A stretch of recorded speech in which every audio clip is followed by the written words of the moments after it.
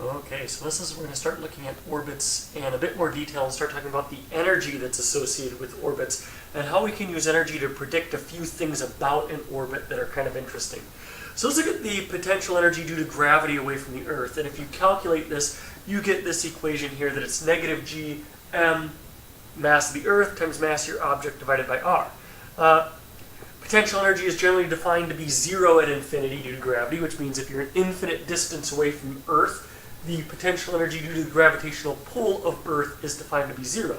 What this means is that your potential energy is technically negative at any point as you get closer to Earth. This may seem kind of weird at first, but it makes sense because if we find a place where it is good or easy to define the potential energy of all massive bodies at an infinite distance away equals zero is actually a pretty good definition. It's a consistent definition and it doesn't depend on how massive the body is. So we can look at some proof of this equation. There are a couple ways you can get this equation to be proved. The proof that I like is to show that the force due to gravity is negative the derivative of the potential energy, since force should be the rate of change of potential energy. We know what force should look like. It should be Newton's law of gravity. And so if we actually do this, take negative the derivative of negative g m over r. The negative signs cancel out. We pull out the g m, and so we basically get the derivative of 1 over r, which is negative 1 over r squared. And so when we plug it in, we get negative g mass of the Earth times mass of the object over r squared. That's Newton's law of gravity, so this equation does work. So one thing to point out about gravitational forces and gravitational potential energies is that they obey what's called the principle of superposition. You've probably heard this before when we talked about waves, and it's a similar idea. What this is a fancy way of saying is that forces at a distance, like gravity, also can add up to create a net force. A good example is, let's say I'm halfway between the Earth and the Moon. I can figure out the force the Earth is pulling on me and the force the Moon is pulling on me to figure out what the net force acting on me is. The same thing is true with potential energies. If I want to figure out the potential energy of, say, the system of me, the Moon, and the Earth, we can find the potential energy of that system by adding all of the individual potential energies. So here I have 3 particles of mass, and we want to figure out the potential energy of the system. There's a potential energy associated with each pair of particles because of their location. And so I find the potential energy with one pair, add it to the potential energy with the second pair, add it to the potential energy of the third pair. And we could do this for any set of massive objects you would like. So if we had the Earth, the Moon, and my rocket ship, what I'm going to do is calculate the potential energy between my rocket ship and the Earth, the potential energy between my rocket ship and the Moon, and the potential energy between the Moon and the Earth to calculate what the total potential energy of that system would be. Another way we can use potential energy is to calculate what's called escape velocity. And escape velocity is really the minimum amount of velocity you would need to overcome the gravitational pull of a massive body. Basically, how far do you have to launch an object before you can leave the gravitational pull of another object? So the way to do this is to say how much kinetic energy, initial kinetic energy, K0, would I need in order to get to a place where potential energy is zero. Basically, what is the minimum amount of energy I would need? So what would have to be true in this case is that the total mechanical energy of your system is zero, is the minimum amount of energy that would be needed for you to escape the gravity of another planet, or of, say, the Earth. If you have any total mechanical energy that's greater than zero, then you're not only able to escape, you're able to continue moving once you've escaped. So what I would do is plug in gravitational potential energy, plug in 1/2 mv squared. Looks like the mass of whatever you are cancels out, so that doesn't matter. And we can actually solve this for v. Add gm over r, multiplied by 2, square root. And so your escape velocity is just twice universal constant of gravity times the mass of the object divided by the radius of the object. This is, of course, assuming that you're starting on the surface of, say, Earth and trying to get off of Earth. So let's calculate the escape velocity for the planet Earth and figure out how fast would you need to be launched in order to get completely away from Earth's gravity. Now, it's worth pointing out this is not calculating how fast we need to be launched to leave our own solar system, because you not only need to escape the gravitational pull of Earth, but there's another massive body at the center of our solar system called the Sun that you would also need to escape if you were going to try to get away from our solar system. So if we do this math, it's pretty straightforward. All we got to know is the mass of the Earth and the radius of the Earth. What we find is that you need to launch something at 11.2 kilometers per second just to leave the Earth's gravity. That's pretty fast. And as you might imagine, if you're trying to do something like launch a 500 kilogram rocket at this speed, that's going to take a lot of energy to do that. Now, it's worth pointing out that this velocity is not dependent upon where you launch from. It's also not dependent upon the direction you launch. So you can launch any direction, and as long as you can reach this velocity, you would end up being able to escape the Earth's gravity. Now, there is one kind of cool thing that I'd like to point out here, is that NASA generally tries to launch its rockets to the east when it does its launch. And I might ask, why is this true? Well, the reason for it is due to the Earth's rotation at Cape Canaveral in Florida, where NASA launches its rockets, there's already an eastward velocity due to the rotation of the Earth of 1,500 kilometers per hour. So launching to the east means you can take advantage of the fact that the rocket was moving 1,500 kilometers per hour to the east prior to being launched. When I actually read this fact, that kind of surprised me. I always thought that rockets were launched to the east so you could launch them over the ocean. That way, if they exploded, they just explode over the ocean. There is actually a mathematical, physical reason for choosing east. It means you need less energy to launch your rockets.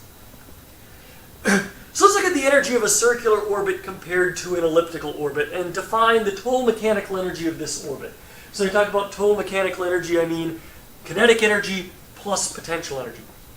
So total mechanical energy, U plus K.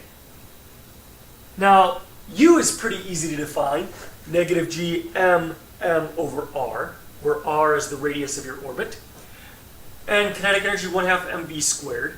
But maybe there's a way I can combine this in a way that makes my life a little bit easier. And the way I can combine this is figure out what V is. So the way to figure out what V is to take Newton's law of gravity and set it equal to centripetal force. And so there I have G M R squared is equal to mv squared over R. Well, if I get rid of one of the r's, what I notice is I have an mv squared term in here. Well, that's the same as this mv squared, so why don't we do a quick substitution? And if I do the substitution, I get the total mechanical energy of a circular orbit is just dependent on three things, really. The mass of the object you're orbiting, the mass of the object that's doing the orbiting, and the radius of that orbit. And it's negative G M over 2R. So if you're in a circular orbit, your system has a negative total mechanical energy. That kind of makes sense. If your total mechanical energy was positive, you'd no longer be orbiting. You can escape that object's gravity. What this would also suggest is the closer you get to the object, the more negative that becomes, and it's like a 1 over R curve. And the further and further away, the closer and closer to zero you become. So how do we make this an elliptical orbit? Well, there's only one switch we need to make, and instead of talking about radius, we would talk about a semi-major axis. Again, here we'd talk about as the semi-major axis gets bigger and bigger and bigger, well, your energy gets smaller and smaller and smaller to zero. As it also suggests, if you try to plug in an energy that's greater than zero and try to figure out what is A, you run into some problems fairly quickly here. So let's do a quick conceptual question here. And so I have a spaceship that's moving in a circular orbit around a planet, as shown in the diagram above, and the circular orbit happens to be the green one. And when it gets to point P, which happens to be at the top of the green orbit, you can kind of see it up there. It's fairly faint. The spaceship fires its rockets in a direction to increase its velocity. Which of the following paths would the spaceship follow? Would it continue to follow the green path? Would it follow the red path? Or would it follow the blue path? So the reasoning that you need to go through in this particular one is you've got to think about what's true of circular orbits versus elliptical orbits. Well, in a circular orbit, the green path, what's true at any point in that circular orbit is the speed of the spaceship remains constant. We can do 2 pi r over period and get the speed. So we know it can't be the green one. So the question is, does it make sense that it's the blue one or the red one? If we think about what's true if you fire your rockets, what you're technically doing is increasing the kinetic energy, but your potential energy remains the same. You're also making it where you're no longer in a circular orbit. You're increasing the total mechanical energy. What that would suggest to me is that if you're moving faster at point P than what you should to be in a circular orbit, that means you're actually at the perihelion or the perigee of your orbit, the closest location. And so my guess would be the red one, simply because if you're moving too fast to be in a circular orbit, you must be in an elliptical orbit and you must be closer to the planet or the star than you would be if you were in a circular orbit. So does the orbital period increase, decrease, or stay the same? Well, if we look at orbital period of a circular orbit is related to r, radius. Actually, period squared is related to radius cubed.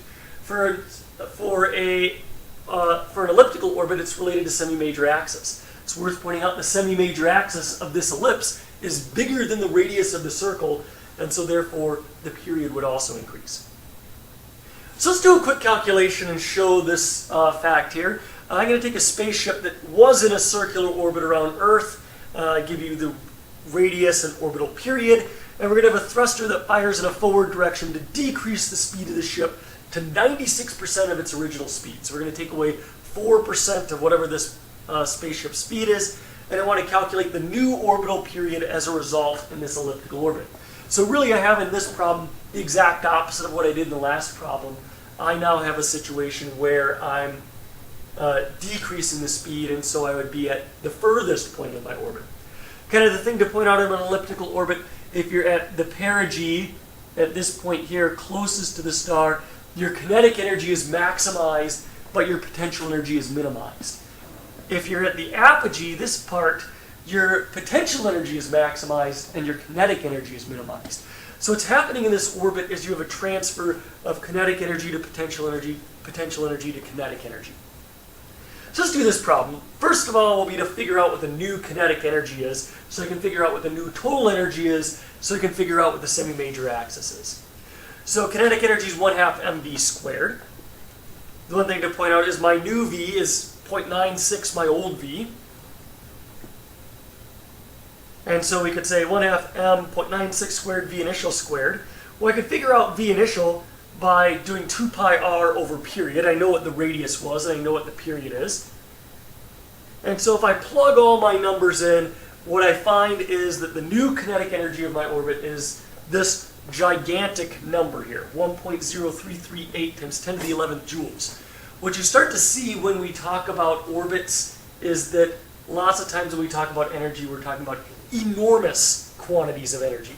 45 kilograms is not that big of a spacecraft. Imagine trying to give it, what is this, 103 gigajoules of energy. That's an immense amount of energy. So the next step I'm going to do is figure out what the potential energy is, and then find the new semi-major axis. Well, the potential energy at the moment I fired the thrusters is still the same as it was when it was in a circular orbit, gmm over r. And so there's my potential energy. So even though it seems like we have a gigantic amount of kinetic energy, we're not even all that close to getting away from Earth. I would need to have about 3 times as much kinetic energy to get out away from Earth. So that maybe gives you an idea of the types of energies we're talking about when we launch things into space. Well, total mechanical energy is related to the semi-major axis. Total mechanical energy should be U plus K. So if I rearrange this in terms of U plus K, we can figure out what the new semi-major axis is. And it's 7.418 times 10 to the 6th meters. That also suggests that my ellipse is smaller than what my original circle was. So once I have the new semi-major axis, I can find period. Because remember, period and semi-major axis are related to one another by Kepler's third law. And if I figure that out, Sure enough, I get a time that is shorter, 106 minutes. I've made the orbit smaller, the period decreases. So let's kind of a quick overview of how we could use information about energy to talk about orbits in a different way. In the next lesson, we'll kind of look a little bit at rockets and what makes rockets kind of fun to play around with or think about in terms of their mathematical or in terms of mathematics to describe their motion.